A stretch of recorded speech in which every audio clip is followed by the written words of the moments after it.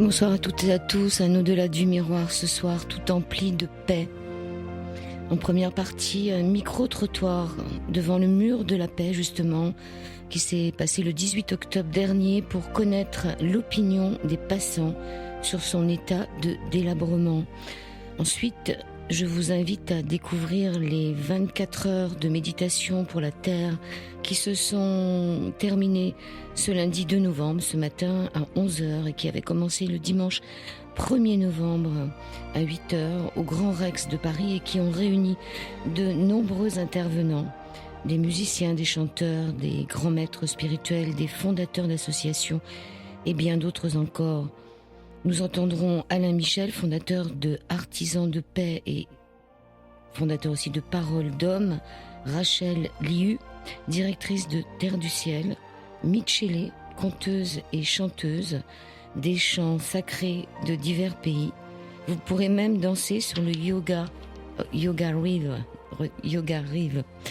Vers 22h, nous accueillerons au téléphone Frédéric de Guisan autour de son essai « Je suis Charlie ». Je suis Paris 2015, des antidotes au chaos du monde, où nous aborderons la rencontre pour le climat, la fameuse COP 21 qui se tiendra à Paris au Bourget du 20 novembre au 12 décembre.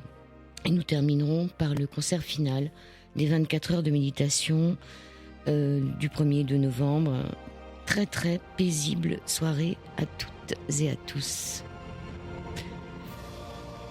Je vous envoie tout de suite le son de ce festival et qui commence, je vous ai expliqué, par le mur de la paix. Accepteriez-vous que je vous pose 3 questions concernant le mur de la paix qui est en face de vous? Oui.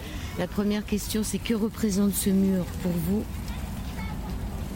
En fait, je viens juste d'arriver, donc je l'avais toujours pas vu. Je savais pas que c'était le mur de la paix. Mais il est dans un lamentable état. D'accord. La deuxième question, pensez-vous qu'il ait une valeur architecturale ou symbolique ou autre chose? Oui, moi je pense qu'il peut avoir une très belle valeur symbolique s'il était mis en valeur, justement. Vous êtes canadienne, vous, hein? Oui. Ça, vous pouvez pas le... Et la troisième question, si vous deviez voter pour la restauration ou la conservation de ce mur, qu'est-ce que vous diriez? Je voterai en faveur. Ok, donc les Canadiens sont avec nous, je vous remercie. Merci beaucoup. Bienvenue. Face de vous. Pourquoi pas? Alors, la première question, que représente pour vous ce mur de la paix? Aujourd'hui Là, maintenant. La paix dans l'état actuel du monde. Ouais, c'est une bonne réponse. Oui, c'est ça, c'est censé représenter... C'est censé être un beau symbole, mais là c'est un peu à l'abandon, donc on se dit, et puis ça a été agressé, donc la paix n'est pas dans un très bon état. Voilà. La première question, que représente pour vous ce mur de la paix?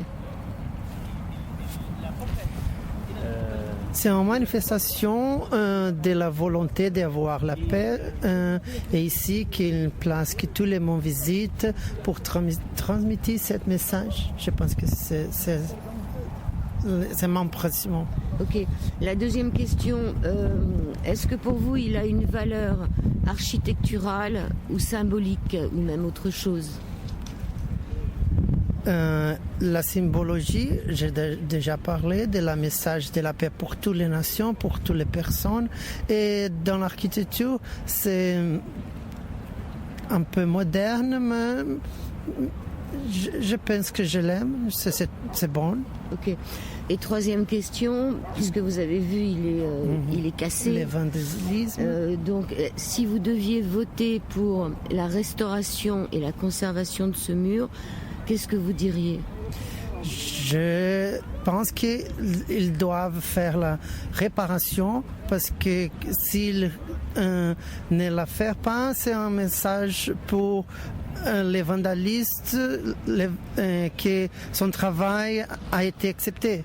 Alors, je pense qu'ils doivent changer et restaurer pour démontrer pour toutes les personnes que le vandalisme est un message contre la paix. Je vous remercie beaucoup. Merci vraiment.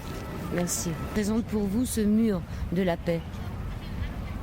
Le mur de la paix dans un endroit où il y a la paix. Ils auraient dû le mettre plutôt dans un endroit qui ont connu la guerre qui viennent à peine de sortir de la guerre, quoi. Mais c'est joli, c'est pas mal.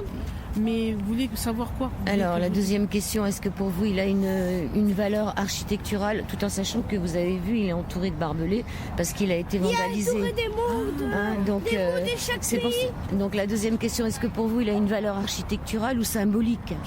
Il est sur le champ de Mars, entre l'école militaire, la tour Eiffel. Franchement, je sais pas. Vous savez pas. Et la troisième question, si vous deviez voter pour conserver, restaurer ce mur de la paix, qu'est-ce que vous voteriez? Ça coûterait combien aux contribuables? Je ne sais pas. Mais est-ce que ça vaudrait la peine? Mais en plus, là, vous voyez, il y a des herbes, tout ça. Mais je sais, mais c'est parce qu'il est entouré, parce qu'il est protégé, puisqu'il a été vandalisé. Donc, pour l'instant, il est inaccessible. Mais pourquoi ça a été mis ici? C'est ça que je souhaiterais savoir. Pourquoi on l'a mis sur le champ de Mars? Parce que le Mars, c'est le dieu de la guerre, et ça, c'est l'école militaire. Donc on a mis la paix sur le champ de Mars de manière symbolique. Ouais, pourquoi pas le restaurer. Mais pourquoi ça a été saccagé? Ça, je peux pas vous le dire. Et l'enfant, qu'est-ce que t'en penses, toi? Moi, j'en pense que le mur de la paix, il y a plein de mots de chaque pays. Qui est marqué en paix. Ouais, ben, t'as tout vu, toi, hein, t'as tout compris. Hein. Oui. Donc c'est un beau message quand même. Oui. Donc c'est vrai que bon, c'est une bonne initiative, hein. C'est une bonne chose, hein. Parce que c'est vrai que la France a connu 2 guerres mondiales. Faudrait mieux qu'il n'y en ait pas une troisième. Hein. Ouais, mais bon, après avec Daesh, on rentre dans une autre guerre encore. Hein. Mais est-ce qu'on a vraiment besoin de rentrer dans cette guerre? Est-ce qu'on peut pas demander la paix? Est-ce que ce mur n'est pas là pour nous demander la paix? Est-ce qu'on peut avoir un symbole de paix sur cette planète? Ben oui, il faut qu'on ait un symbole de paix. En tous les cas, toi, t'es fort, hein, parce que t'as trouvé la clé du mur sans qu'on te Mais le dommage, dise. on n'a pas accès, on peut pas bien voir. Non, mais on peut plus parce ça fait même un enfant. T'as quel âge, toi? 8 ans et demi, je vais faire 9 ans. Eh ben 8 ans et demi, 9 ans, t'es devant le mur et t'as vu qu'il y avait marqué paix dans toutes les langues. Donc c'est quand même extraordinaire, c'est un beau message. Oui, je vous remercie. Pourquoi pas, oui, le garder, mais après pour l'entretenir, combien ça coûte? Maintenant que le mur est là, il a été construit, donc... ça serait bien de le garder. Il faut le garder. C'était quoi la deuxième question? Est-ce qu'il a une valeur architecturale ou symbolique? Il y a une valeur, mais la valeur, elle se trouve la clé. C'est la clé. Si, madame. Je vous en prie. Merci à toi. Merci. C'est un mur de la paix. Oui, bonjour. Alors, dites-moi, la première question, c'est que représente pour vous ce mur de la paix? Rien. Rien. Deuxième question, est-ce qu'il a une valeur architecturale ou symbolique? Nul. Nul. Troisième question, si on vous demande, si vous deviez voter pour le restaurer en ou logique. en logique. J'y pensais à l'instant, hein, en me disant qu'est-ce qu'il fout là. Ouais. D'accord. Donc Attendez, il a plus l'air de rien, quoi. Non, mais c'est parce qu'il a été dégradé. Oui, mais ça va bien. On met pas un truc comme ça ici. Et pourquoi on met la Tour Eiffel alors? Bah, attendez, elle a 100 ans, c'est fini. Bah, lui, il a 15 ans déjà. Ouais, là c'est trop. Donc ça correspond. Donc pas de paix. 3 questions. Pas de paix. Merci. Ça, c'est le mur de la paix. Vous comprenez? Ah, de la paix. Ouais. Qu'est-ce que ça représente pour vous?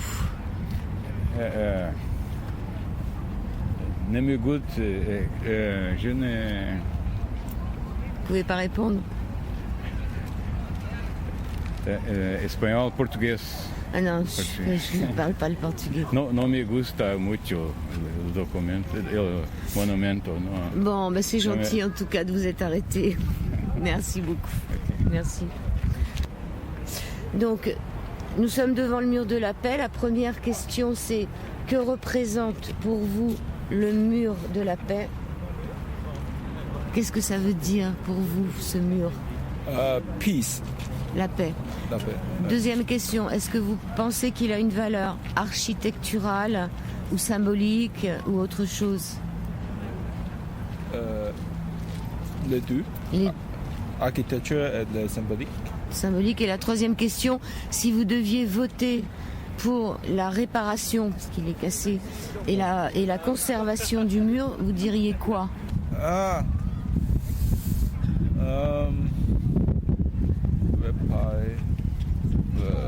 Je crois que ça suffit. Et conserver? Oui, conserver. C'est important. C'est important. Bien sûr, ça c'est aucune discussion. Qu'est-ce que représente pour vous ce mur de la paix? Qu'est-ce qu'il représente?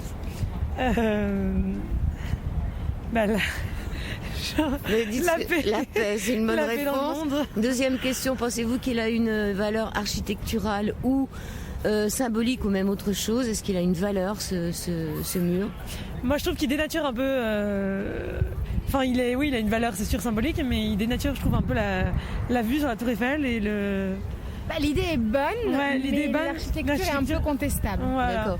Un peu particulière, un peu trop atypique. Et la troisième question, est-ce que si vous deviez voter pour la restauration, parce que vous voyez là il est en mauvais état, il a été vandalisé, la restauration et la conservation de ce mur, qu'est-ce que vous voteriez? Non, moi. Bah oui, parce qu'on voit qu'il est en mauvais état, donc pour l'image de Paris, c'est quand même bien d'avoir quelque chose qui soit en bon état, vu qu'il y a énormément de touristes qui viennent. Ça, c'est sûr que de par sa position, oui.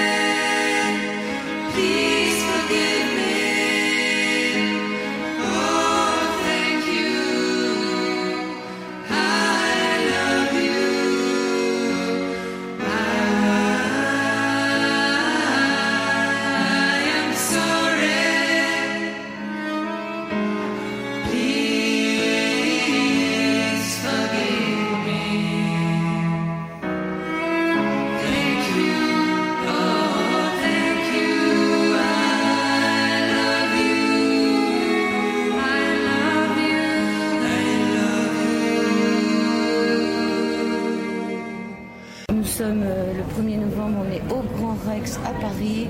Dans un stand artisan de paix, il y a des biscuits de la joie. Qu'est-ce qu'il y a dans les biscuits de la joie? Vous n'avez pas regardé la composition. Alors ils sont carrés, on dirait une sorte de pain d'épices, fabriqué avec amour selon la recette d'Hildegarde de Bingen. Je vais goûter et ce sont les biscuits de la joie. Il y a de la cannelle dedans et goût du joie. Et ça donne de la joie. Apparemment. Et vous êtes donc bénévole pour Artisans de paix. Bah, nous on est les scouts musulmans de France et on les aide. Les scouts Musulmans de France. Ah, je ne savais pas que ça existait. Bah, ça existe, ça va bientôt faire 25 ans. Merci, donc c'est biscuits de la joie. Merci.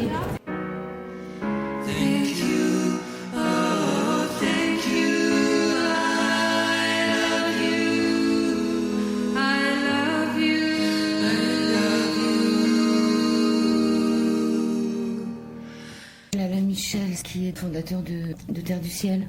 Non, je suis le président de Terre du Ciel et le fondateur de Hommes de Parole et d'Artisans de Paix. D'accord.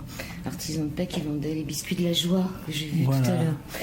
Voilà, donc on est à la moitié de ce festival à peu près, puisque finalement ça va quand même durer lundi jusqu'à 11h, si j'ai bien entendu. Oui. Donc là, il est 5h de l'après-midi. Qu'est-ce que vous pouvez me dire de ce début de festival? Est-ce que vous êtes content? Le début, c'est 24 heures de méditation. De méditation qui sont pour la 24 terre. heures dédiées à la terre. C'est en fait un hymne à la terre. C'est un moment de gratitude pour la création.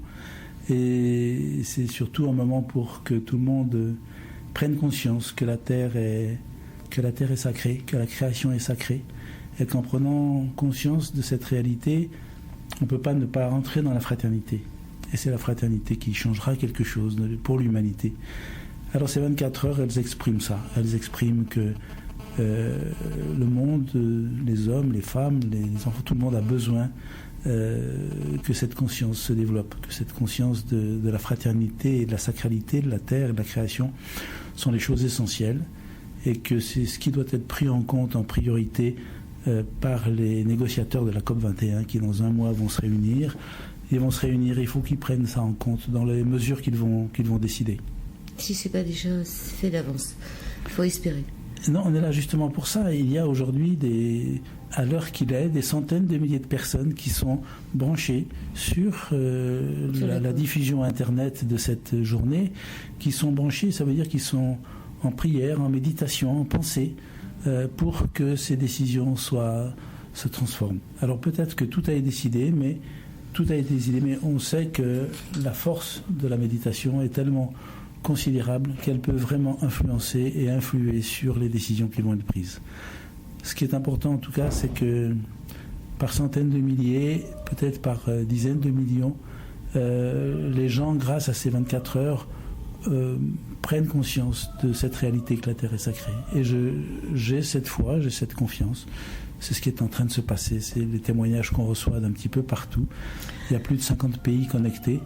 Et tous nous confirment ça. Donc les gens peuvent regarder par Internet. Voilà, tout le monde peut se brancher sur Internet, sur le site de WW24EARTH. Voilà, ils peuvent se brancher là, ou sur YouTube, et ce sera pendant les 24 heures. Ça restera après. Beaucoup de tout ce qui se passe aujourd'hui restera. Mais aujourd'hui, jusqu'à demain 11h, évidemment, les gens continuent à se brancher, continuent à se connecter de tous les côtés. Nous avons une diva qu'on entend à côté. Oui, qui va chanter dans un petit moment sur scène. Vous êtes satisfait? C'était considéré comme une utopie, un pari impossible. À titre personnel, j'ai jamais pensé ça. Dès le premier jour, quand l'idée est venue, je dirais que c'est une mission plus qu'une stratégie. C'est une idée, c'est une mission reçue qui était celle de réveiller peut-être un peu les consciences sur cette dimension sacrée de la création. Voilà, et qu'à partir du moment où on obéit, et où non pas on fait une stratégie pour faire une opération qui pourrait bien marcher, qui serait utile, mais qu'on obéit tout simplement, même sans aucun moyen, on sait que le résultat sera celui qui doit exister. Donc, voilà. Donc quand vous dites méditation pour la planète, est-ce qu'il y a des moments de méditation, c'est-à-dire où la salle bien sûr, toutes les heures, toute salle médite au moins un quart d'heure toutes les heures, avec les intervenants, les grands témoins qui sont là et qui aident la salle à méditer. Méditer dans le silence ou avec une musique de fond? Dans les deux, il n'y a pas de règle. Chaque intervenant, chaque grand témoin, eh bien, il a sa conception de la méditation, avec ou sans musique, avec ou sans parole, et la salle, eh bien, s'adapte à ce qu'il vient d'entendre et au grand témoin qui est sur le plateau. Dans les personnalités qui vous ont rejoint, je pense que chacun vient bénévolement, Tous sont bénévoles, bien sûr, aussi bien les très grands artistes, les musiciens qui sont là, comme Virginie Robillard, qui est sûrement une des plus grandes violonistes au monde actuel, Brigitte Hall comme cantatrice, Rabinovitch comme compositeur et pianiste, enfin des gens extraordinaires qui sont là. Et voilà, et on a des prestations de très très haute qualité. Et puis les grands témoins, Michael Lonsdale, Paul Watson, Stéphane Hérault, etc. Tous sont là, Cyril Dion. Il y a depuis, et il y aura encore pendant ces 24 heures, des très très hautes personnalités. Il n'y avait pas quelque chose qui était prévu sur les planètes, ou tout du moins cosmonautes, ou voilà, je ne sais pas. Jean-François Clairvoy ce soir qui vient, qui est le spationaute français, qui sera en lien direct avec John Kelly, qui est dans la navette spatiale américaine, et ils vont converser tous les deux et faire une méditation avec des images de la planète, de la Terre, vue de la capsule spatiale. Une organisation qui vous a demandé combien de temps? Eh bien, ça fait 3 mois qu'on travaille dessus vraiment. Mais ça fait plus de 3 mois que vous avez cette idée-là. L'idée est du mois de mai-juin dernier, mais on n'a pas eu le temps de s'en occuper parce qu'on est très occupé l'été. Et on a pu commencer à s'en occuper début septembre. Donc Terre du Ciel, on rappelle un peu ce qu'il s'y passe. Terre du Ciel, c'est une association qui est dans l'Ain, qui organise beaucoup de stages dans le développement personnel, principalement, et puis qui se dirige vers un peu les processus de transition avec l'agrobiologie, la permaculture, etc. Et puis Artisan de Paix, qui est aussi... co-concepteur, on va dire, du projet, c'est dans le Val de Consolation, qui se trouve dans la Franche-Comté, où il y a ici des très beaux événements qui se font en permanence, comme actuellement, d'ailleurs aujourd'hui encore, les Journées du Pardon, avec des très bons intervenants, et là il y a 150-200 personnes qui sont à l'écoute, enfin qui travaillent avec une vingtaine d'intervenants. Et puis la Fondation Homme de Parole, qui est la 3e structure organisatrice de ces 24 heures, qui est la Fondation Homme de Parole, qui a organisé les congrès mondiaux des imams et rabbins pour la paix, entre autres, et qui est une structure aussi de dialogue, une plateforme de rencontre. Donc la paix, vous y croyez? Ah ben c'est évident, il n'y a pas besoin de dire. C'est une absolue évidence que la paix existe, mais qu'elle dépend de chacun d'entre nous. La paix, c'est pas quelque chose qu'on achète et qui arrive comme ça. La paix, c'est le résultat d'un travail sur soi, d'un travail intérieur, déjà de se trouver en paix soi-même avec soi-même, de se pardonner à soi-même avant de s'occuper peut-être de vouloir transmettre la paix aux autres. Il faut déjà l'avoir en soi. Et à partir de ce moment-là, bien sûr qu'on y croit à la paix et elle ne peut pas ne pas exister. Et elle n'existera qu'à partir du moment où les gens prendront conscience qu'elle ne peut passer que par la fraternité. Et que s'il n'y a pas de fraternité, il ne peut pas y avoir de paix. La fraternité ou l'absence de fraternité est la cause de tous les désordres dans le monde, que ce soit les désordres écologiques, le réchauffement de la planète, ou les crashs boursiers, ou les guerres, ou les réfugiés. C'est une seule chose est à l'origine, c'est l'absence de fraternité. Alors si on est dans la paix intérieurement, on est dans la fraternité, obligatoirement. Et c'est par là que ça commence. Il ne faut pas attendre la paix par qui que ce soit, par un gouvernement quel qu'il soit. Les gouvernements, c'est la plus grande puissance du monde, c'est pas les Américains, c'est pas les Russes, c'est l'opinion publique mondiale, c'est-à-dire vous et moi. Et si on a conscience qu'on fait partie de la plus grande puissance du monde, à ce moment-là, on va changer, on va se changer, et les choses changeront autour de nous. C'est ça la fraternité, et donc la paix. Merci Alain Michel. La dernière question que je vous pose, que pensez-vous du fait que le gouvernement ferme les frontières là, pour éviter justement qu'il y ait un afflux de population qui arrive en France? Je pense que la situation risque, je ne dis pas qu'elle va, je dis qu'elle risque d'empirer. Elle est la conséquence d'un comportement non fraternel depuis des années, d'un comportement d'exploitation de l'homme par l'homme, du fait que les puissances financières, l'économie a mis l'homme à son service au lieu de se mettre au service de l'homme. On a inversé les valeurs. Et là, on commence à voir le résultat. On commence à voir le résultat de toutes ces puissances mondiales financières pour qui ça ne dérange, non seulement ça ne dérange pas, mais ça arrange que la situation soit ce qu'elle est sur le terrain et qui entretient cette situation. Je crois qu'on est en train de... Et on va payer cette absence de fraternité très fortement. C'est pour ça que ce n'est pas sur les gouvernements qu'il faut compter.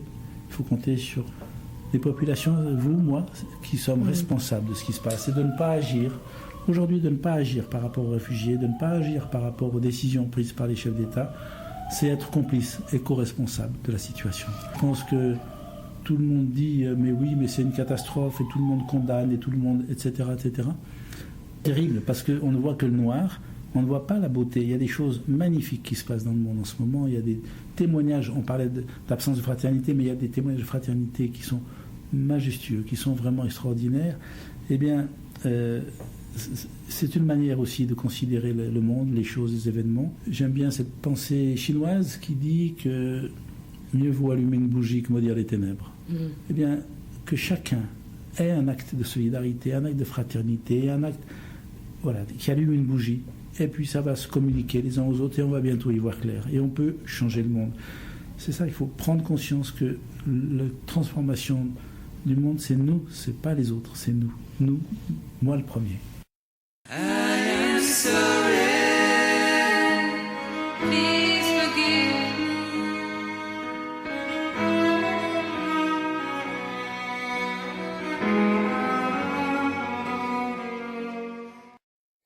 Vous êtes qui, vous? Je suis curieuse. Je m'appelle Asdine, je suis chanteur et j'ai chanté ce matin à midi. Ouais, on était deux chanteurs, une chanteuse, Qu'est-ce que vous avez chanté? L'Ave Maria, mais moi arabisé. Mais c'est l'Ave Maria de Schubert? Non, Cassini. Vous pouvez m'en faire deux mesures?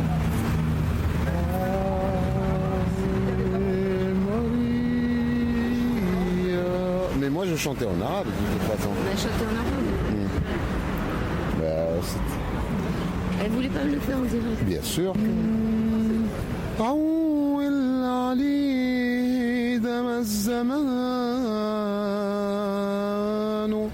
تلونت أسارر وملح خطب Jana.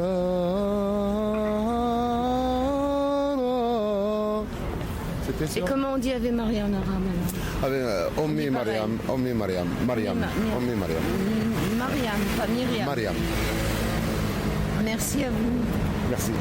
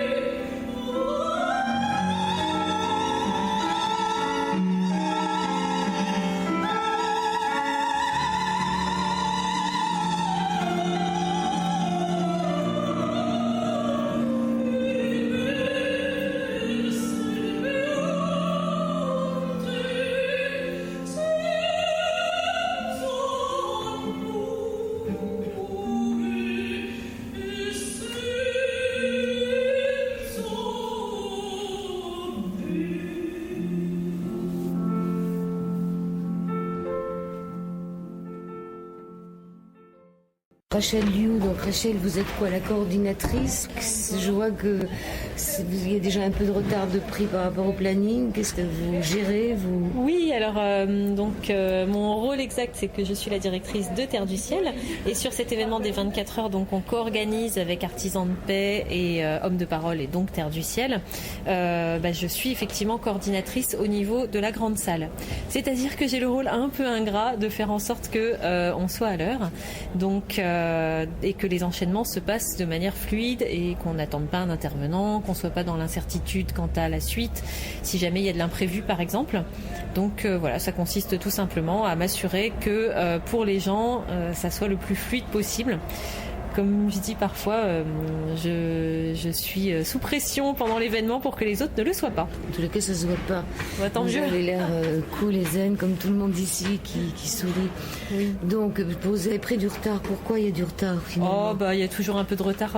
Alors, je trouve que quand même on s'en sort pas trop mal parce que il est donc 18h46, on a donc démarré depuis 10h46 et nous avons cumulé une demi-heure de retard. En 10 heures, on a accumulé 30 minutes, donc ça fait 3 minutes par heure, ce qui reste relativement raisonnable. Je m'attendais à pire. Malgré tout, on va essayer de faire au mieux. Je trouve personnellement que c'est un respect vis-à-vis du public et des intervenants d'être vigilant quant au cadre pour que tout le monde puisse se sentir à l'aise en fait. Donc je vois que finalement là il va y avoir des pauses aussi, c'est-à-dire que ça va permettre au public de pouvoir quitter un peu la salle. Oui, tout à fait, c'est quand même important. Alors on est tenté d'enchaîner, et puis à la base on s'était dit 24 heures de méditation, il y a un côté un petit peu, on plonge dedans, mais la réalité de tout un chacun, c'est qu'on a besoin de pauses pour justement plonger encore plus profond la fois d'après. Donc ça doit rentrer dans ce qu'on prend en compte. Voilà. Alors qu'est-ce que vous retenez de plus fort depuis ces 10 heures, depuis ce matin finalement? S'il y avait un souvenir qui devait affluer, émerger? Oui, alors c'est très personnel, je pense que chacun peut être touché par chacun des intervenants différemment. Sans pouvoir vous l'expliquer, j'ai adoré le chant de mantra et de bhajan de Stéphane Hérault. Ça tombait vraiment au bon moment, ça a donné beaucoup de peps et de dynamisme. Je crois qu'il était 9h ou 10h du matin. Et en tout cas, moi, c'est à ce moment-là que j'ai vraiment basculé, que j'ai plongé dans les 24 heures. Donc, Voilà.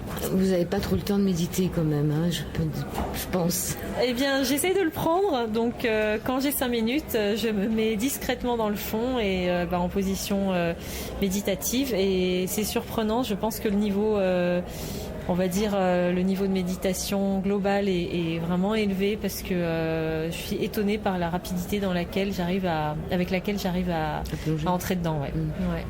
Je me sens portée, quoi. Est-ce que vous pouvez me dire quelque chose sur la marche? La marche mondiale du climat, c'est un projet magnifique, évidemment. Le 29 novembre. Oui, ils arrivent juste avant le début de la COP. S'ils arrivent à rentrer. Oui, je leur souhaite d'arriver. Ça serait quand même la moindre des choses, on va dire. Toutes ces initiatives, je les trouve magnifiques. La marche, c'est une très très bonne idée, bien sûr. En plus, on peut les soutenir sans forcément soi-même avoir la possibilité de faire cette marche. Je pense qu'on peut les soutenir par la pensée. Et en tout cas, à chaque fois, je reçois souvent des mails qui me parlent de la progression de la marche et d'où en est le projet. Et à chaque fois, je leur envoie le plus d'énergie positive possible. Alors, vous pouvez m'en dire un peu sur cette marche? C'est-à-dire que c'est une marche qui va partir le 29 ou qui arrive le 29? Alors, de ce que j'ai compris, je ne suis pas experte de la marche sur le climat, mais moi j'ai compris qu'ils arrivaient à Paris au Bourget le 29, après avoir traversé la France, si j'ai bien compris. Donc en tout cas, c'est ouvert à tout un chacun, et donc le plus de monde possible, idéalement, arrivera au Bourget pour impliquer les dirigeants. On croise les doigts, Merci Rachel, je vous embête pas Merci, plus. Mais en vérité, j'ai vu que c'était Lilou qui présentait, j'aime beaucoup Lilou. Voilà. Voilà, je vous remercie beaucoup. Oui, avec plaisir. Merci. Voilà. Alors, ils ont récolté 72 000 € 350. Et il leur en faudrait 102 350. Exactement, en fait. Il nous faut 102 000 € en fait pour couvrir les frais. D'ici, du Grand Rex, en fait. Donc il manque un peu. Donc il manque un peu.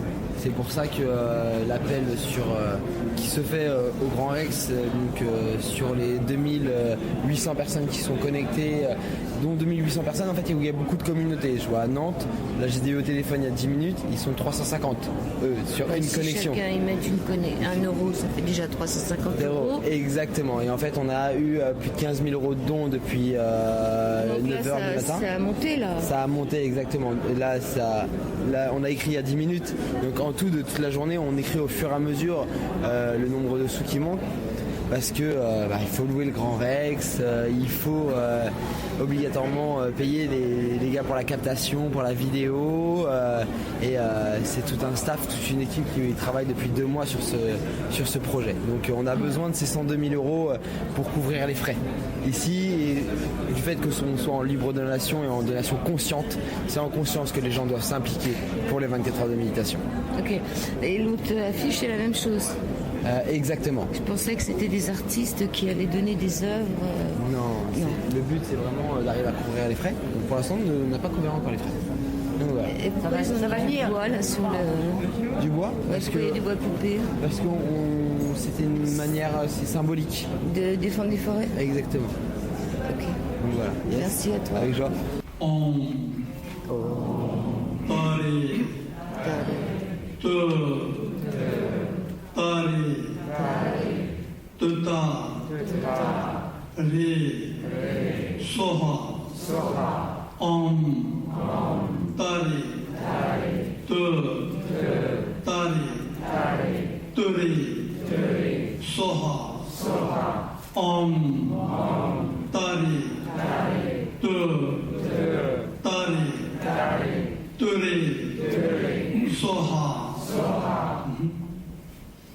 Nous avons la chance que Shri Tata nous ait adressé un message spécifiquement pour ces 24 heures pour la Terre.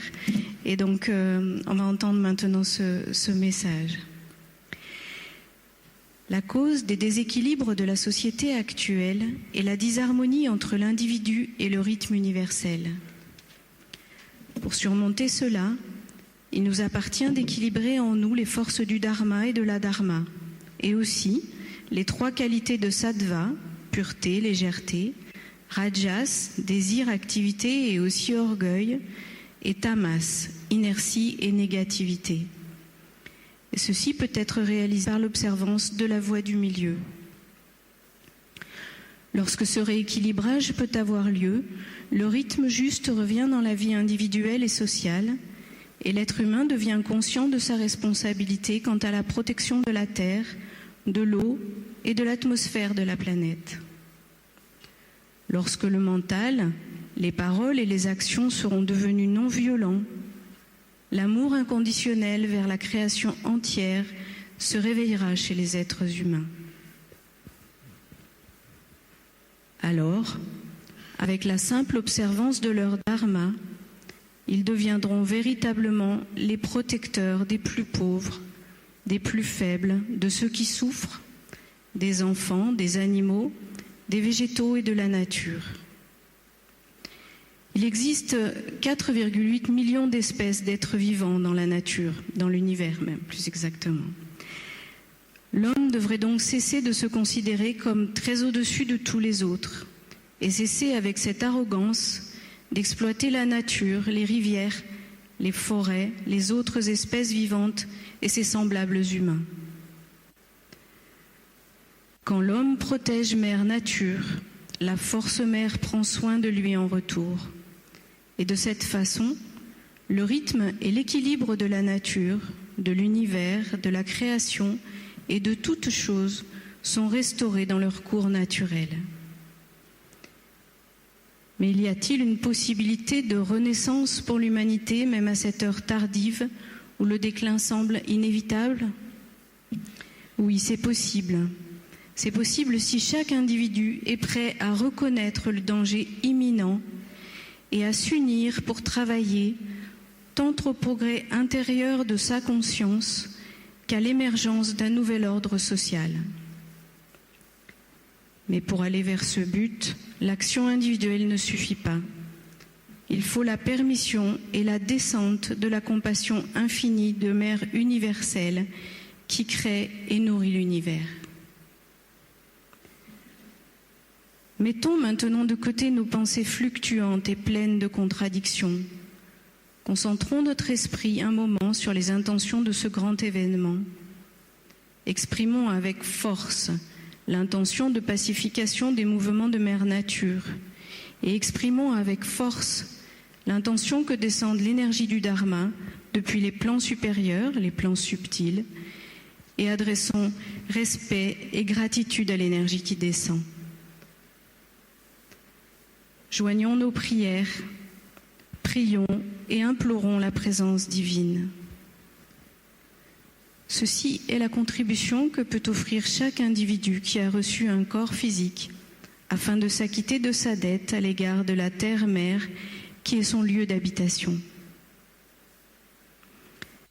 Puisse chaque être atteindre le bien-être complet, puisse tout être favorable. Avec mon amour et ma bénédiction à tous. Shri Tatata.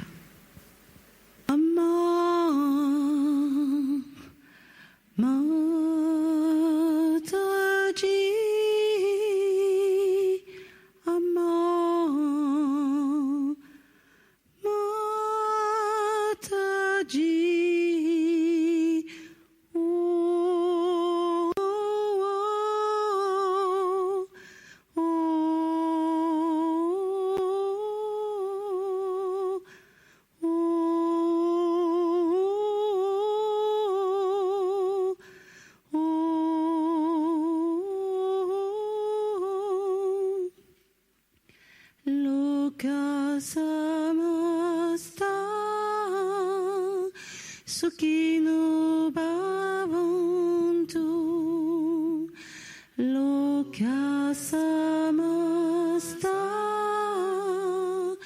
Sukhino bhavantu loka samasta Sukhino bhavantu loka samasta Sukhino bhavantu Amma Mataji Amma Mataji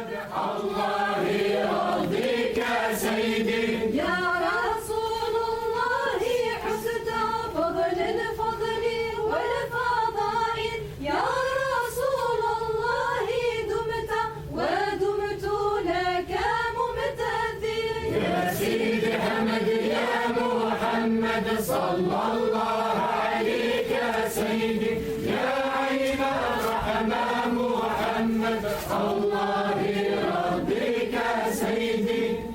Ce sont des chants sacrés soufis, de la voix Soufi Tarek Halawiya d'Algérie, de la ville de Mostagaden.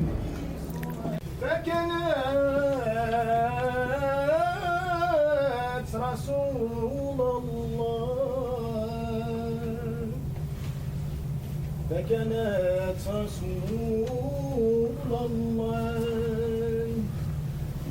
إليه مرجعي الله الله الله الله الله الله صلوا على زين الحلى المجاد رسول الله فالله يعلم بشأني الله الله الله يحفظني فيما بقي الله الله الله ويحفظ جميع إخواني من الفتن القلبية الله الله الله الله. Marie-Odile Monchico, vous êtes journaliste, vous êtes grand témoin ici. Merci d'être là. Et quand j'entendais Jean-François tout à l'heure parler de ces émotions de l'espace, c'est vrai que le premier homme dans l'espace, ça a été un événement extraordinaire aussi pour nous, puisque c'était la première fois qu'on se rendait compte que la planète était cette petite boule fragile, avec cette petite couche atmosphérique tellement fragile, et on est en train de l'attaquer, et on prend conscience de tout ça aujourd'hui. Mais tout ça, c'est dans une histoire parallèle avec les connaissances scientifiques. C'est-à-dire que c'est quand le premier homme dans l'espace, Gagarin? Gagarin, le 12 avril 1961. Et ses premiers mots, je me sens bien, et qu'est-ce que c'est merveilleux ce que je vois par le hublot. Alors en 64, il s'est passé un événement. On a découvert le rayonnement fossile de l'univers. C'est-à-dire qu'on a découvert ce rayonnement qui date de 13 milliards 800 millions d'années. C'est comme quand on fait exploser une bombe, eh bien, il y a un rayonnement qui se perpétue.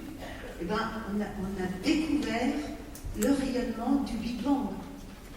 Et c'est en 64 seulement que la théorie du Big Bang a été admise dans le corps scientifique. Donc ça veut dire c'est très récent. Et ça correspond à peu près où l'homme, justement, se hissait vers l'espace. Et puis en 64, il s'est passé une autre chose extraordinaire. Il s'est passé qu'il y a des scientifiques qui ont prévu l'existence du boson de Higgs, c'est-à-dire cette première particule qui vient d'être découverte en 2012 et qui donne de la masse à la matière. S'il n'y avait pas le boson de Higgs, eh bien le boson, nous n'existerions pas. Les particules n'existeraient pas, les particules n'auraient pas de masse, donc l'univers n'existerait pas. Et c'est en 64 que cette particule a été prévue par Peter Higgs et François Ambler et un troisième, le nom m'échappe ici, vous m'excuserez. Et ce qui est extraordinaire, c'est que 50 ans plus tard, on photographie la naissance de l'univers et on découvre le boson de Higgs. C'est-à-dire que la même année, moi je trouve ça extraordinaire, et tout ça, c'est l'histoire qui se perpétue, et nous on est là dans cette petite planète qui continue, et on se rend compte que finalement l'espèce humaine a une durée de vie extraordinairement courte, et on prend conscience de l'importance que nous pouvons avoir justement dans la continuité de son histoire, grâce à cette conscience. Merci mille fois de nous avoir fait voyager dans le temps et dans l'espace. C'était un moment quelque part hors du temps. Comment est-ce que vous avez vécu tout ce partage avec les personnes qui sont ici? arrivé? Qu'est-ce que vous avez ressenti? C'est un peu bizarre. La première impression est un petit peu bizarre parce que moi je vous raconte une histoire dont je suis imbibée qui est une histoire scientifique. Et les sciences, il n'y a pas de croyance dans les sciences, il n'y a pas de Dieu. On ne parle pas de Dieu, un scientifique, il peut croire en Dieu, ça ne m'empêche pas, mais ça ne fait pas partie de la pensée scientifique. Et moi, sur ma vie spirituelle, ne regarde personne, et j'en ai une, je sais pas. Mais quand même, pour moi, c'est étrange de voir toutes ces religions qui se réunissent. Cette spiritualité, voilà, pour moi c'est étrange, mais c'est intéressant.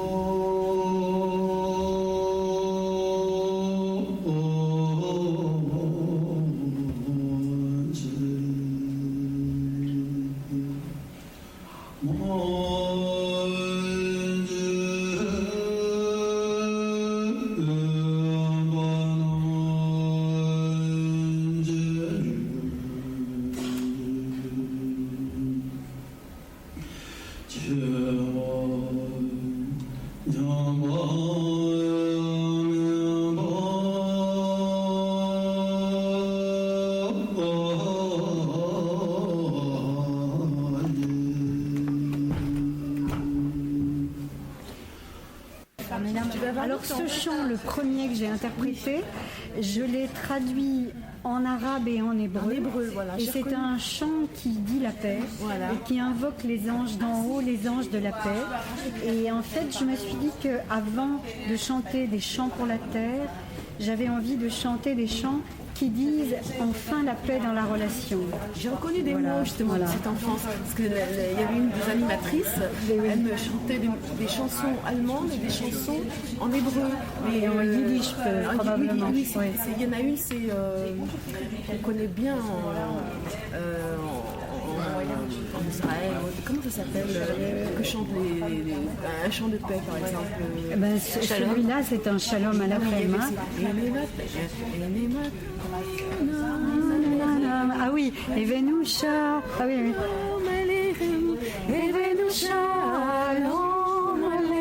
Oui. Alors le premier chant, c'était un chant arabe hébreu.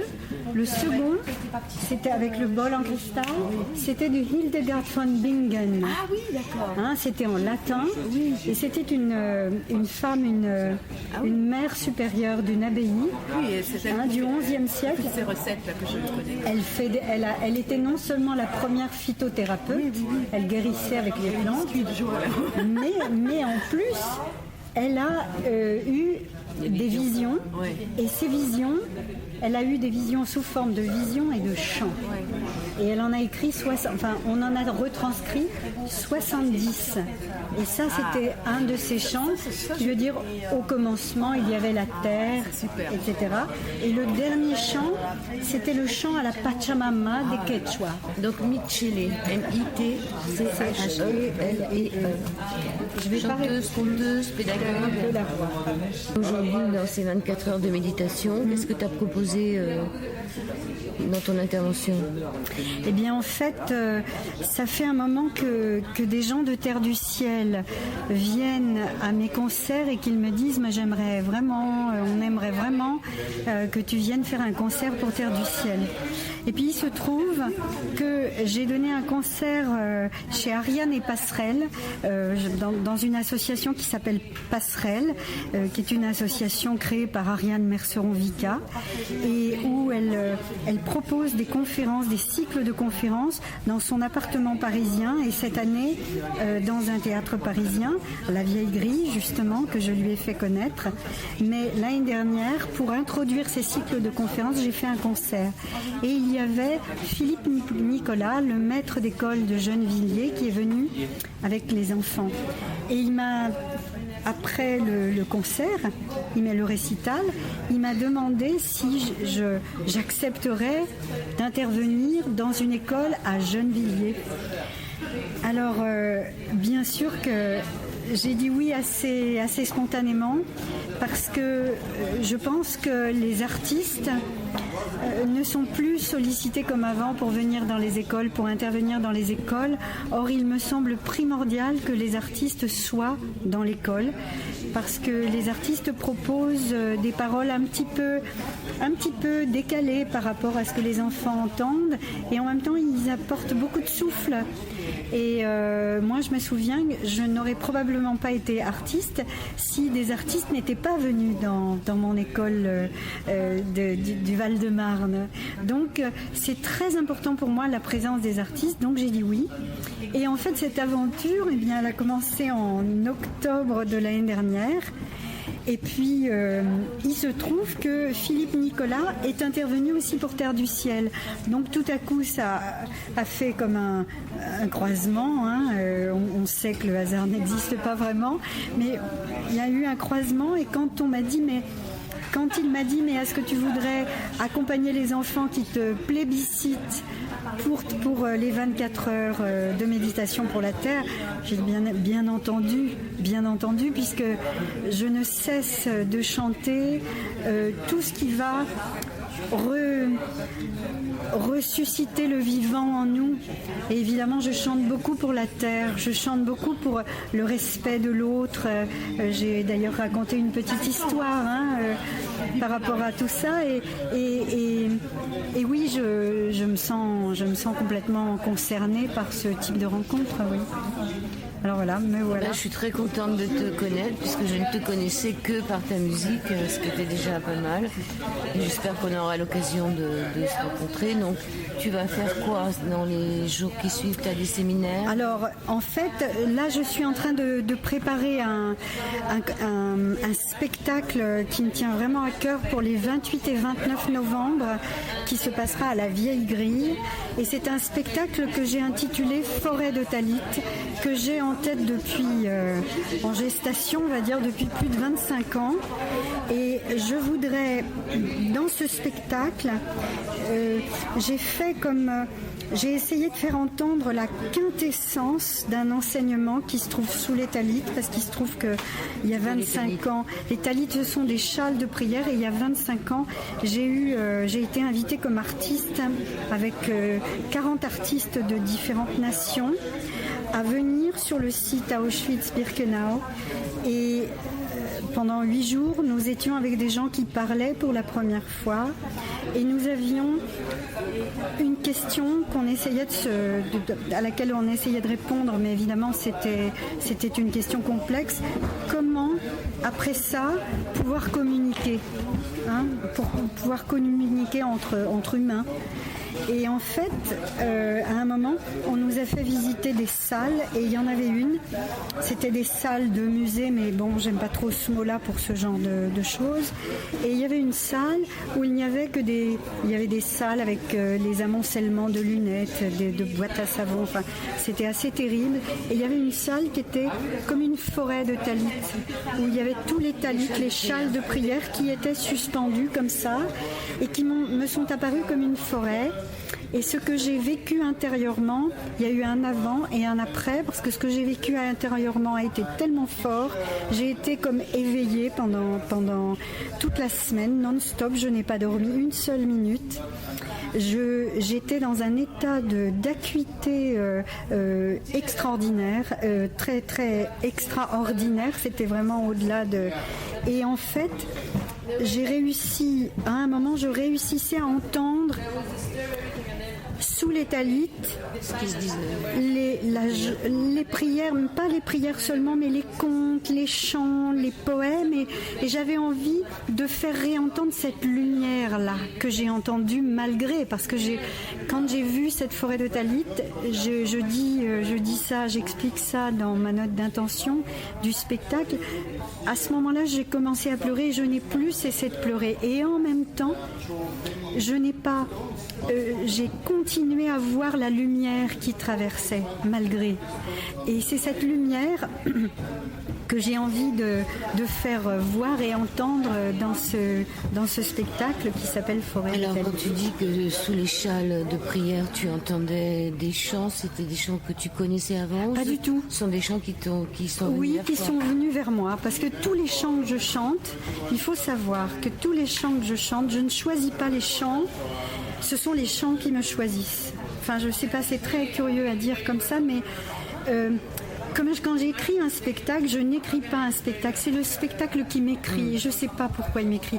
Par exemple, je sais qu'un jour, je vais faire un spectacle. Un spectacle va m'écrire autour des paroles de Christian Bobin, qui est un des grands poètes qui me nourrit beaucoup. Et je sais que c'est en gestation, ça vient, et ça vient petit à petit, ça me traverse et ça émerge. Et je ne sais pas pourquoi c'est ça, plutôt que ça, plutôt que ça. Je me pose pas la question. C'est-à-dire que je laisse quelque chose venir, quoi, tu vois. Je laisse quelque chose venir. Michel, le spectacle, c'est le 28 et le 29 novembre. Ça se passe à la Vieille Grille. C'est où la Vieille Grille? Alors, le 28 novembre, c'est à 21h et le 29 novembre, c'est à 18h. Le 29 novembre, c'est mon anniversaire. Donc, on vient avec des fleurs. Voilà. Je sais pas, mais en tout cas, ça me fait très plaisir, 25 ans plus tard, de présenter ce spectacle qui va être mis en scène par quelqu'un que j'ai rencontré chez Ariane, justement, mais qui est un être d'une sensibilité, d'une précision.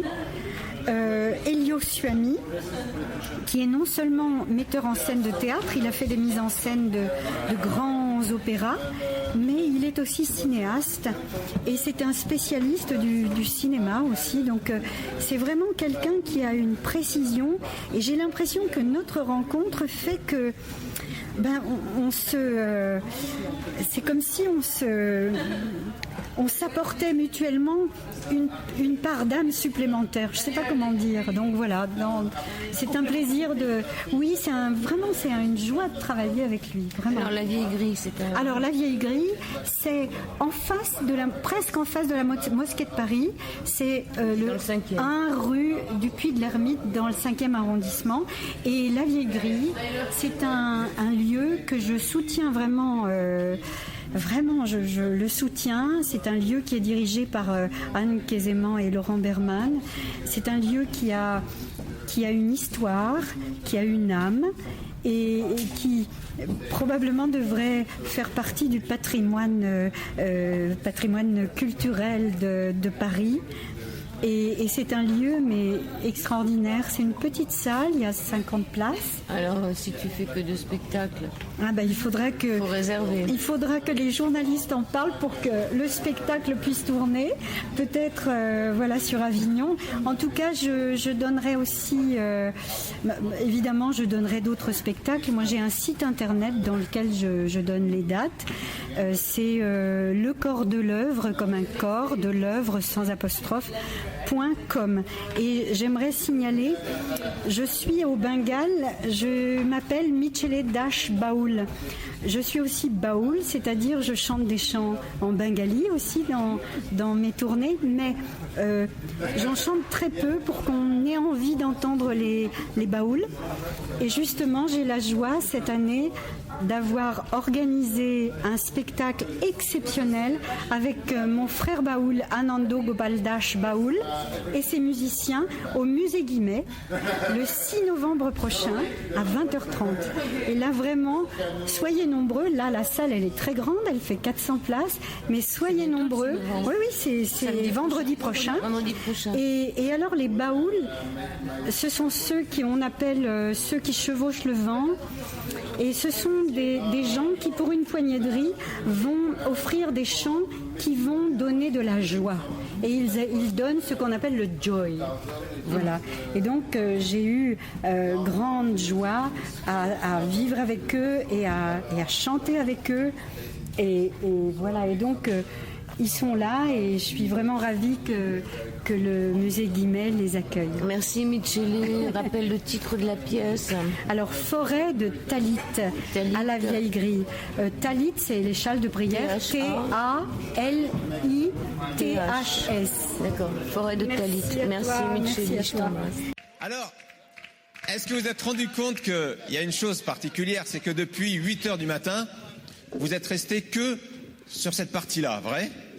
Que la partie siège de cette scène, vrai? Eh bien écoutez, vous savez quoi? Est-ce que vous avez vu le film Carpe Diem? Vous vous souvenez le professeur qui vous dit venez voir la vie d'une autre perspective? Vous vous souvenez? Eh bien venez. Mais par contre, il y a une règle. À chaque fois que vous passez ici, vous devez laisser vos chaussures. Vous laissez vos chaussures et vous montez sur la piste. Et oui, c'est pour ça que je vais les enlever. Hop là, on les enlève. Alors venez, n'hésitez pas. Venez. Et les autres, vous pouvez danser où vous voulez. Voilà, exactement. 1, 2, 3, c'est parti. Alors la yoga rêve, c'est du yoga, c'est de la danse, c'est ce que vous voulez. Le principal, c'est de s'amuser, c'est d'être joyeux, et c'est ça l'important. Et d'applaudir. Alors, 1, 2, 3, musique. Ouais, bon, il fallait peut-être 4.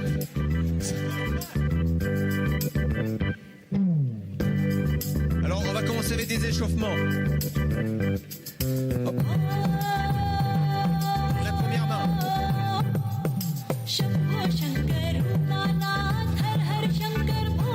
Et vous avancez, vous passez de droite à gauche. Alors c'est parti. Hop.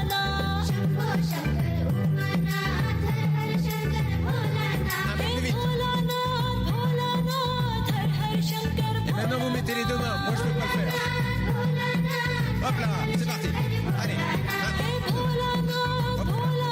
Et on descend. Hop.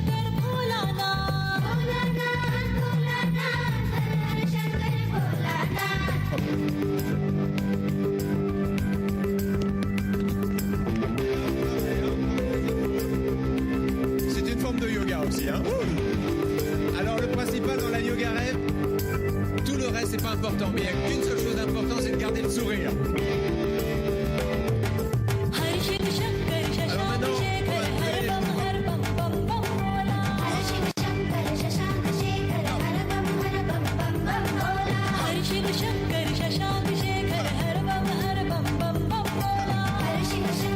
j'avais vu ça qu'à Bollywood, mais maintenant on le voit, c'est pas grave.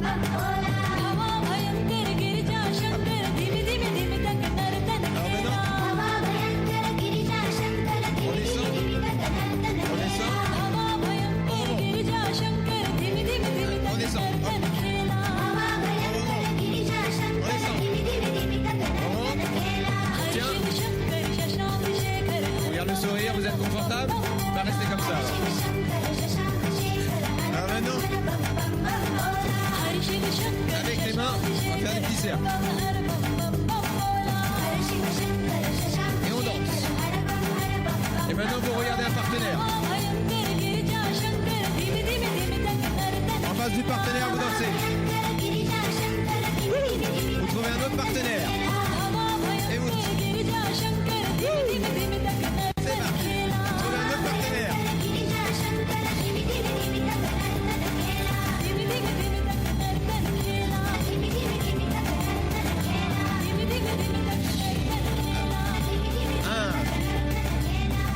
Alors maintenant, on continue.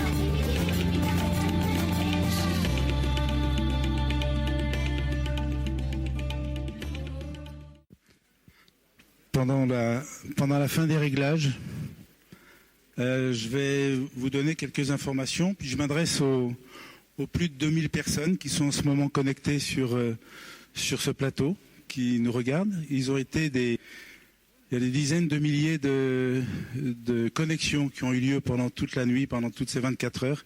Et c'est très très impressionnant de voir aussi en ce moment, les messages arrivent à 24 par minute en ce moment, en plus de toutes les connexions. Je peux aussi vous dire et vous remercier pour tous ceux qui sur Internet l'ont fait, que le finance le montant des frais de ces 24 heures a beaucoup diminué, enfin tout au moins la dette a beaucoup diminué.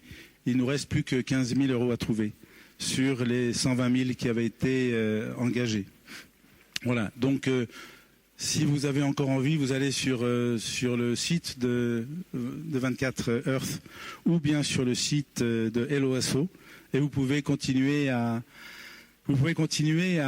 participer.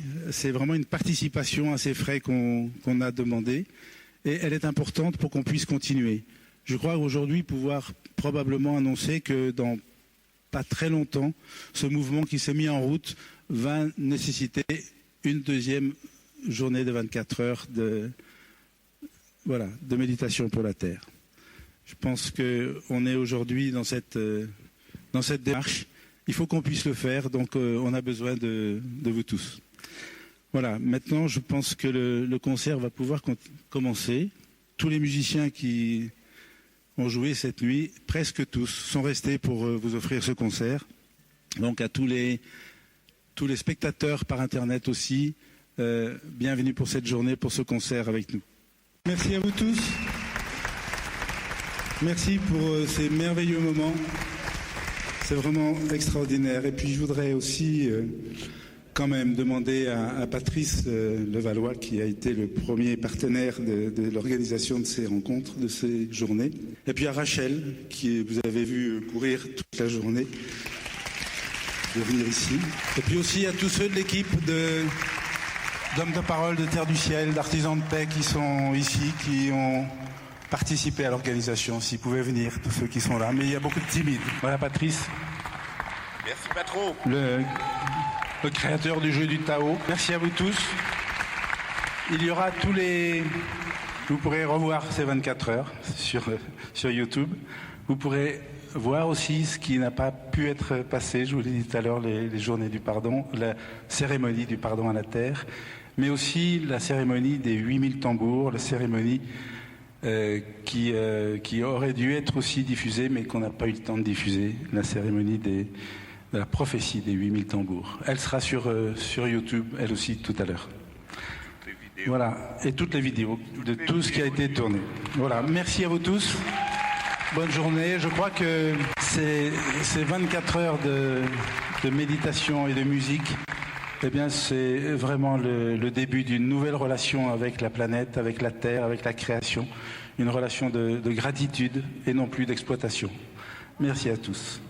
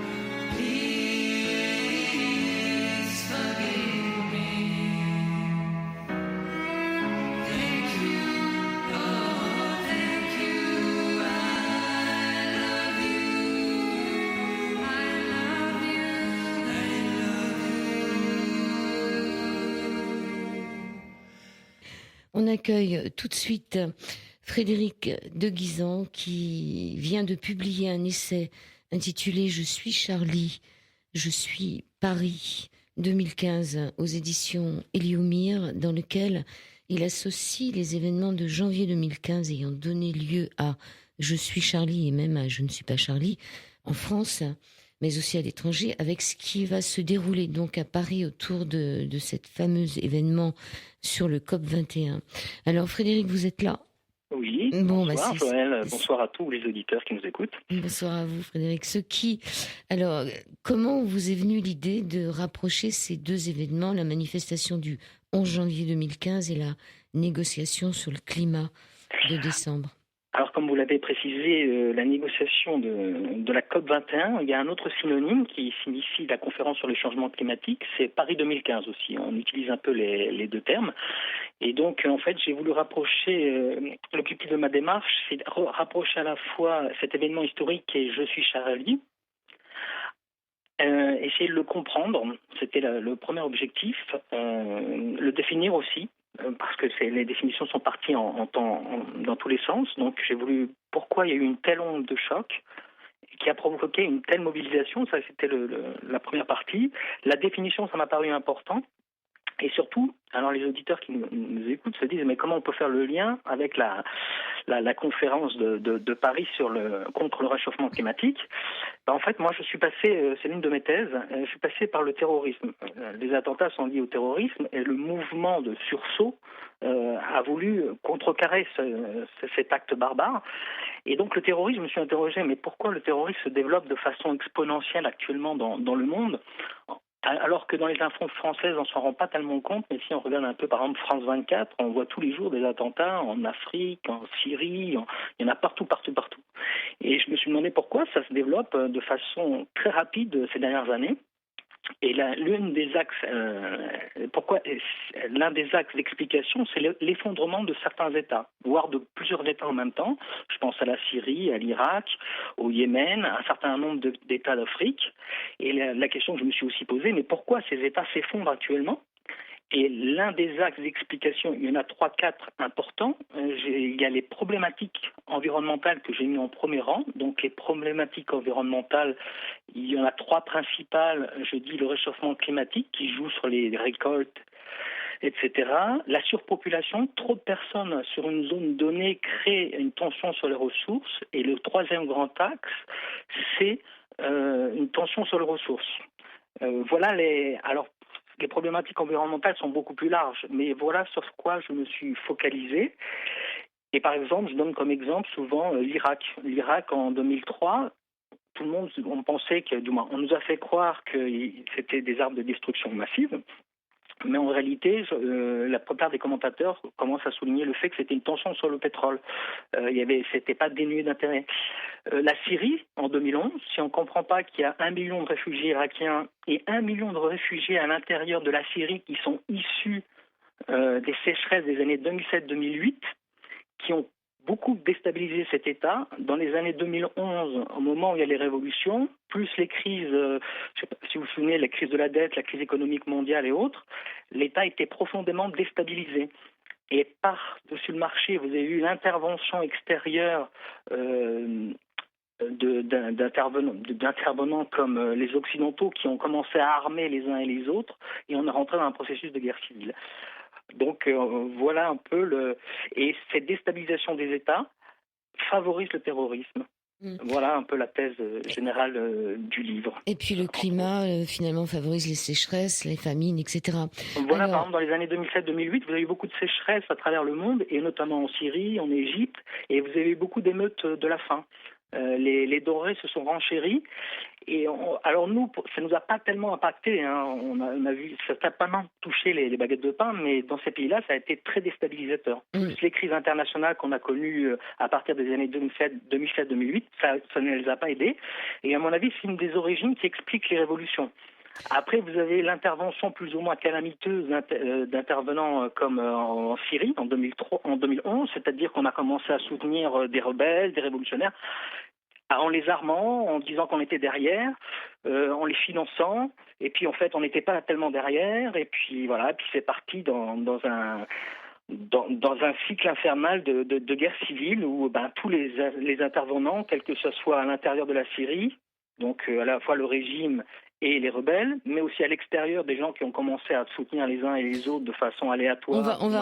On va rester sur la deuxième question. Est-ce que donc vous souhaiteriez que le slogan "Je suis Paris 2015" devienne un leitmotiv au même titre que "Je suis Charlie"? Exactement. En fait, donc Paris 2015, donc référence directe à la conférence. Oui, j'aimerais bien que en fait ça puisse ça a le même retentissement, ou voir un autre slogan fédérateur qui permette de nous mobiliser tous.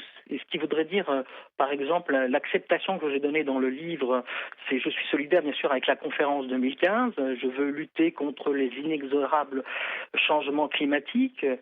Je suis solidaire aussi peut-être aussi avec les futures victimes à venir des changements climatiques, les réfugiés climatiques.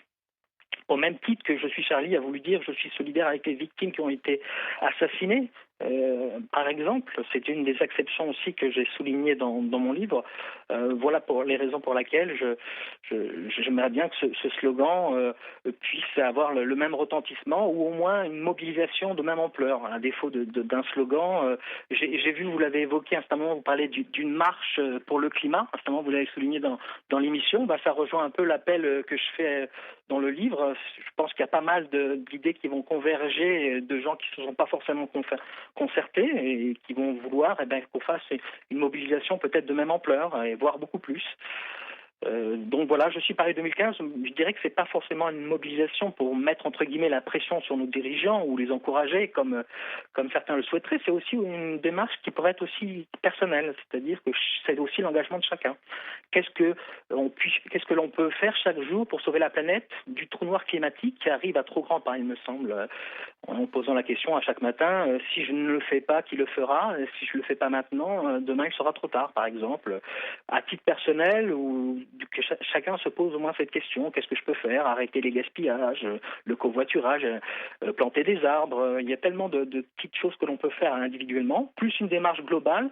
Et là, ça incombe à mettre la pression sur les États du monde pour choisir les bons objectifs à la conférence de Paris 2015. Voilà un peu le souhait de cette démarche. Alors, est-ce que vous pensez que la mobilisation donc autour de cette conférence fera autant que sur la marche républicaine? Alors, il y a deux aspects. La marche républicaine, si vous voulez, du 11 janvier, elle est issue d'abord d'un mouvement populaire auquel s'est rattaché les pouvoirs politiques. Ils se sont rattachés à cet élan. Et là, je dirais qu'on est dans un phénomène inverse. C'est quand même le pouvoir politique qui a l'organisation de cette conférence. On ne peut pas nier cet élément imparable, c'est-à-dire le gouvernement français est à la manœuvre, et on ne pourra pas leur reprocher de ne pas avoir assez fait sur cette organisation. Ils ont déployé beaucoup d'ardeur, ça on ne peut pas le nier, dans l'organisation même. Après, quel sera l'accord qui va être signé? Ça, c'est une autre paire de manches. Quels seront les objectifs qui vont être définis? Ça, c'est autre chose, c'est un autre volet. Et donc, pour cet autre volet des objectifs et autres, c'est bien qu'il y ait une pression populaire ou un encouragement, ça dépend comment on voit les choses, pour vraiment arriver à ce 2 degrés maximum qui implique une baisse significative des émissions de CO2. Parce que, alors peut-être pour rappeler rapidement aux auditeurs, c'est que la température va augmenter du fait de l'augmentation des gaz carboniques principalement. Oui, mais ça, tout le monde, je pense que tout le monde le sait. J'ai la dernière question, parce que vraiment, il semblerait que le gouvernement français s'apprête à rétablir les contrôles aux frontières pendant un mois, c'est-à-dire du 13 octobre au 13 novembre. Je dis bien il semblerait, parce que j'espère que ça ne va pas se faire. Le temps de la conférence internationale sur le climat à Paris, cette mesure d'exception serait prise en cas de menace grave pour l'ordre public ou la sécurité intérieure. Que pensez-vous de ces décisions gouvernementales, ces conséquences ou ces bienfaits? Alors, déjà, c'est vrai que c'est vous qui m'en avez informé et j'ai pas tellement suivi l'affaire, mais bon, déjà, cette mesure peut être compréhensible. Je pense pas que ça soit lié au flux d'immigration actuellement que nous connaissons. Non, c'est parce qu'il y a trop de personnes. Par exemple, cette marche sur le climat, ils vont être très nombreux à affluer sur Paris, et il va y avoir des problèmes pour loger tous ces gens. Il y en a qui veulent dormir sous la Tour Eiffel, donc ça pose un problème. Ça, je pense que c'est, à mon avis, c'est aussi peut-être pour canaliser peut-être pour canaliser, souvent dans ce type de manifestation, il y a toujours des mouvements extrêmes qui ont tendance à utiliser peut-être des moyens assez virulents, et c'est peut-être pour canaliser peut-être dans une liste noire qui existerait les potentiels énergumènes qui pourraient mettre de l'huile sur le feu en cas de problème. Je ne suis pas tout à fait au courant des objectifs.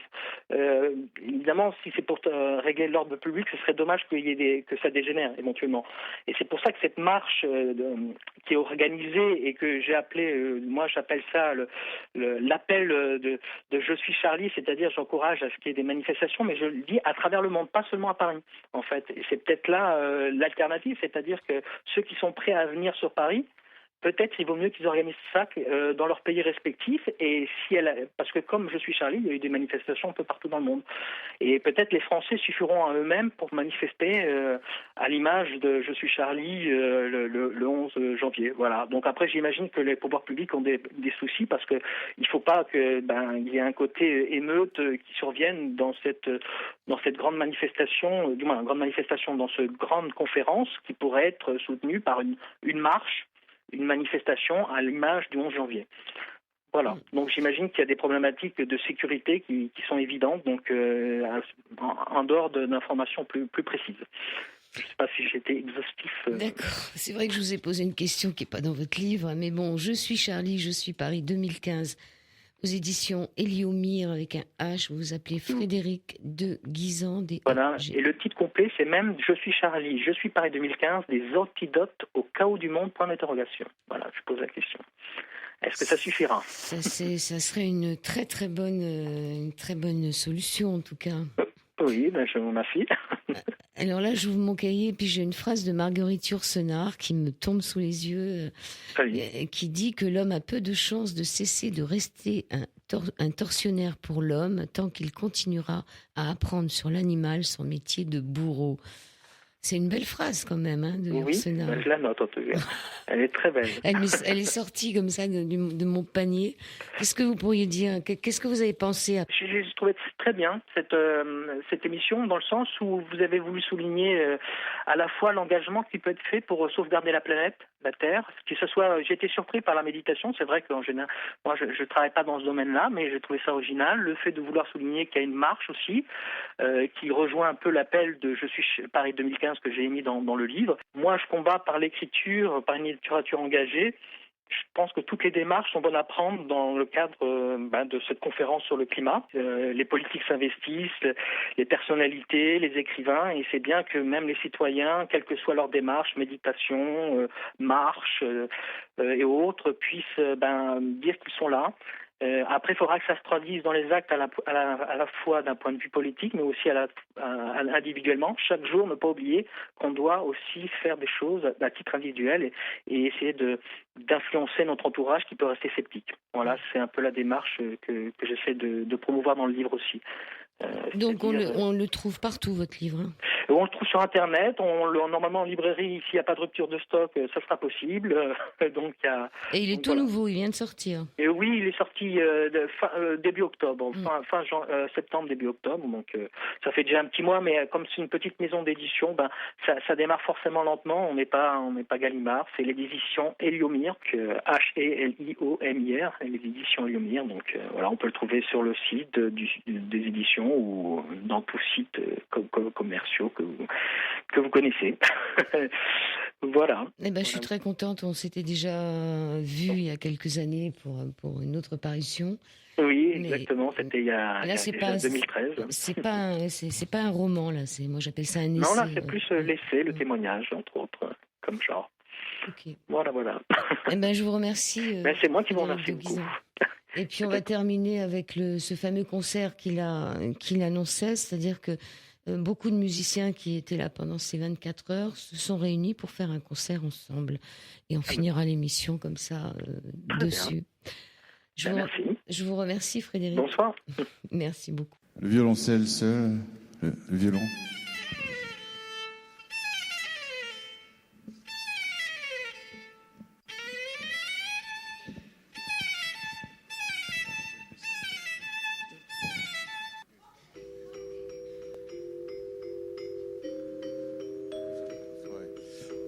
On va faire aussi les deux cordes avec le Celesta ensemble au même moment.